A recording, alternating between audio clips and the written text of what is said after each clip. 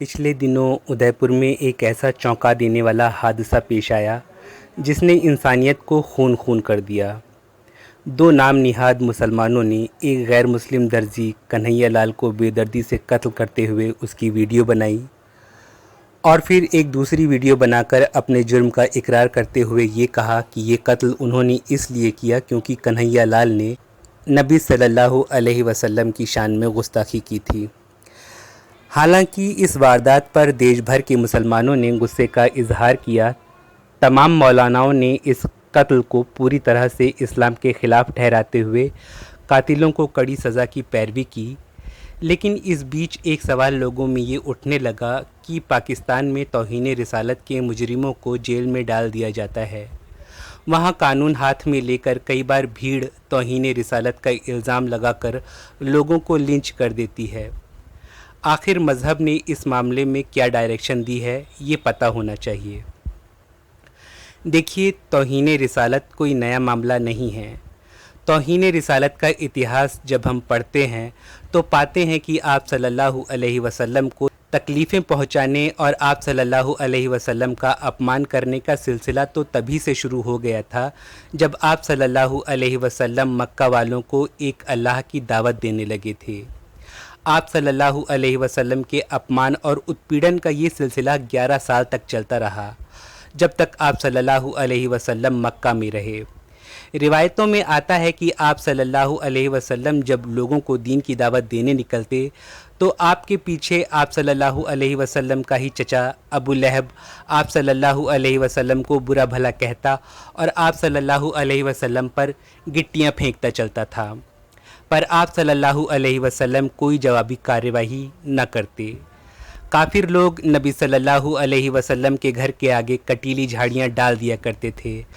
تاکہ آپ صلی اللہ علیہ وسلم رات کو گھر سے باہر نکل کر جائیں تو زخمی ہو جائیں۔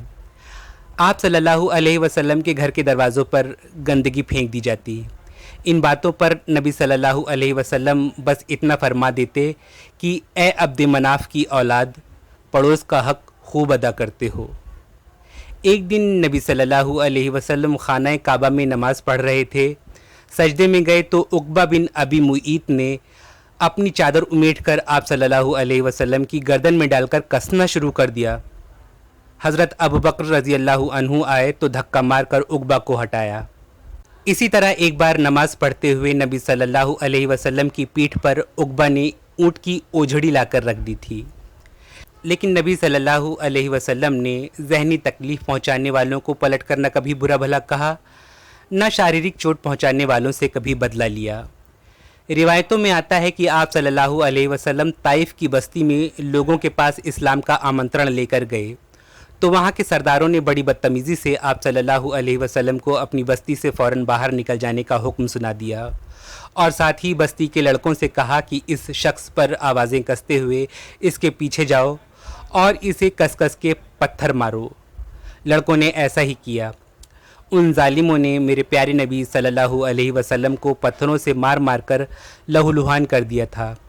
آپ صلی اللہ علیہ وسلم کے کپڑے آپ کے جسم کے خون سے چپک گئے تھے۔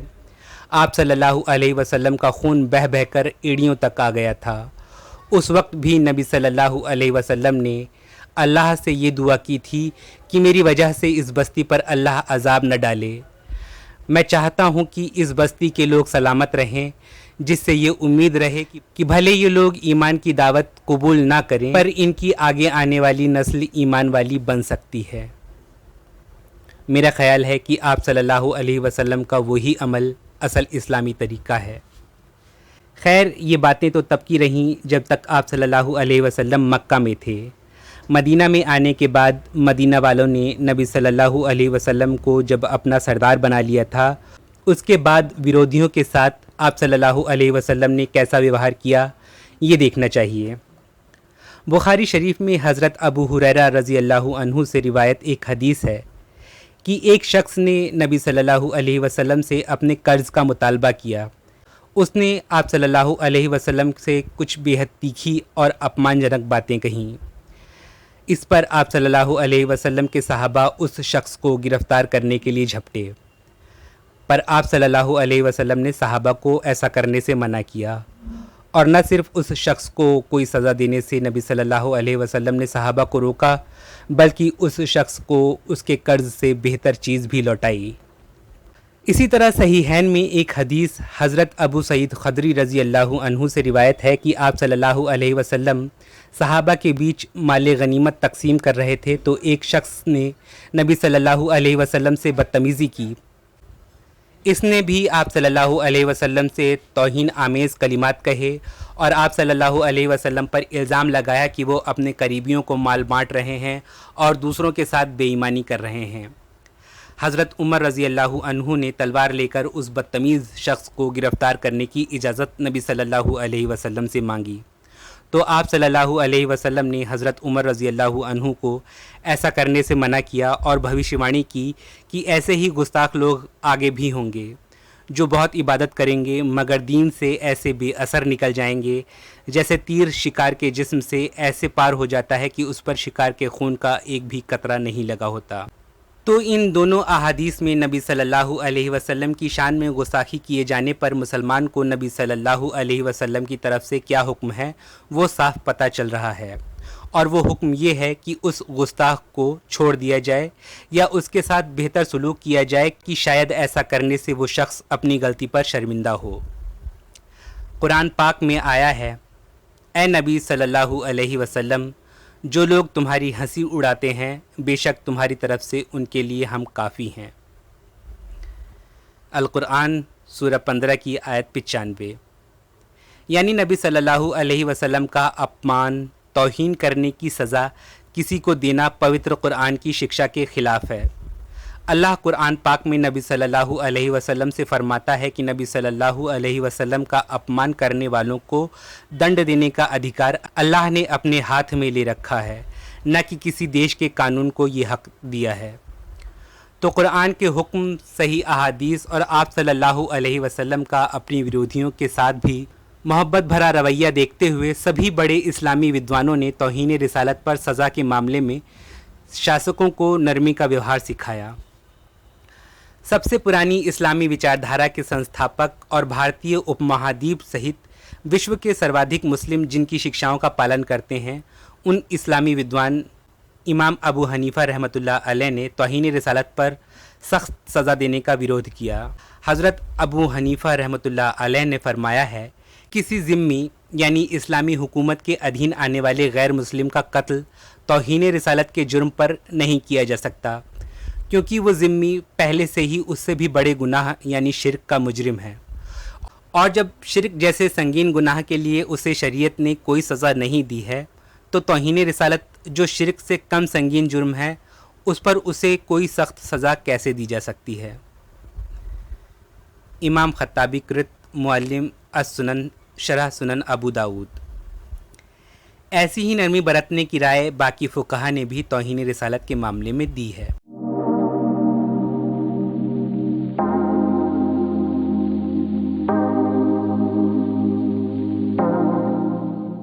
دراصل کم علم رکھنے والوں میں یہ عادت ہوتی ہے کہ وہ طاقت ملنے پر کمزوروں کے ساتھ ناانصافی کرنے لگتے ہیں اور اس کام کے لیے کوئی بھی دلیل بھیڑا دیتے ہیں۔ تو توہین رسالت پر سنگین سزا دینے کے پکشدھر لوگ مدینہ کے ایک یہودی قوی کعب بن اشرف کا ادھارن دیتے ہیں، جبکہ سچ یہ تھا کہ نبی صلی اللہ علیہ وسلم کا اپمان نہیں بلکہ کعب کو سزا دینے کا کارن یہ تھا کہ کعب ہمیشہ اپنی کویتاؤں کے دوارا مکہ کے غیر مسلموں کو مسلمانوں پر حملہ کرنے کے لیے اکسایا کرتا۔ اس کے اکسانے کی وجہ سے مسلمانوں پر مشرک بار بار حملے کرتے اور مسلمانوں کی ہتیائیں کرتے۔ کعب بن اشرف مسلمانوں کی عورتوں کی خوبصورتی کا بیان کر کے غیر مسلموں کو ان کا اپہرن کرنے کا لالچ دیا کرتا اور کئی طریقوں سے انہیں مسلمانوں کے ورودھ بھڑکاتا۔ ان راشٹر ورودھی کرتیوں کے کارن کعب بن اشرف کو سزا دی گئی۔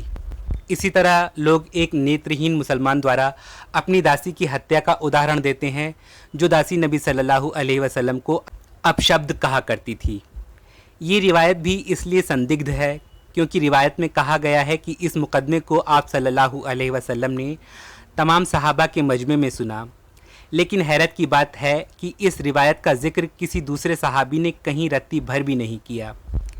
ایسی پرابلمیٹک روایتوں کو کبھی بھی قانون سازی کے لیے قبول نہیں کیا جاتا ہے۔ تو پاکستان میں جو سوچ توہین رسالت کے معاملوں پر بنا لی گئی ہے وہ کمزور، سندگدھ، گڑی ہوئی روایتوں کی بنیاد پر بنائی گئی ہے، اور وقت کی مانگ ہے کہ اس سوچ سے پاکستان کی ان پڑھ عوام کو نکالا جائے، اویئرنیس پھیلائی جائے۔ اور بھارت میں حالانکہ ایسی سوچ دیکھنے کو نہیں ملتی، لیکن ادے پور معاملے کے بعد اس بات کی ضرورت محسوس ہوتی ہے کہ اس معاملے میں اویئرنیس پھیلانے کا کام بھارت میں بھی ہونا چاہیے۔ شکریہ۔